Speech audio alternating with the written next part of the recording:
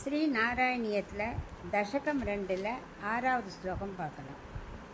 ஏவம் பூத மனோஜதானவசுதா நிஷ்யந்த சந்தோஹனம் த்வத்ரூபம் பரச்சிந்திரசாயனமயம் சேதோஹரம் சுண்வதாம் சத்ய பிரேரயதே மதிம் மதயதே ரோமாஞ்சயத்யங்ககம் व्यासिञ्चत्यपि शीतबाष्पविसरैः ஆனந்தமூர்ச்சோத்பவைः. இப்போ இதுக்குள்ள அர்த்தம் பார்க்கலாம்.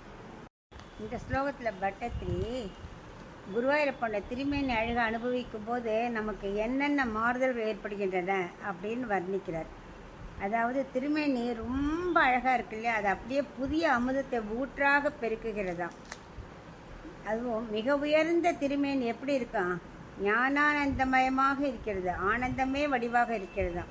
உன்னோட திருமேனி அழகை கேட்ட உடனேயே, பார்க்கணுங்கிற அவசியம் கூட இல்லை, உன்னோட அழகு எப்படி இருக்குன்னு கேட்ட உடனேயே அப்படியே மனசை கவர்ந்து சென்று விடுகிறது. அப்படி இருக்கும்போது மனசு கவர்ந்து போனோன்னு என்ன தோணும், உன்னை தரிசிக்கணும்னு தோன்றுறது. உன்னோட ஞானத்தையும் அந்த மதி இருக்காது எவ்வளோ மகிழ்விக்கிறது மனசை, உன்னோட வடிவழகு அப்படியே மெய்சிலிருக்க வைக்கிறது. பேரானந்தம் பெருக்கெடுத்து ஓடுகிறது. அது எப்படி இருக்கு, அந்த பேரானந்தத்தால் குளிர்ந்த கண்ணீர் அப்படியே கடல் போல பெருகி நம்மையே நனைத்து விடுகிறது அப்படிங்கிறார். ஏன்னா சந்தோஷத்தில் எப்பவுமே கண்ணீர் குளிர்ச்சியாக இருக்கும், அது அப்படியே பெருகி கடல் மாதிரி பெருகி நம்ம உடம்பையே நனைச்சி விடுறது அப்படின்னு வர்ணிக்கிறார்.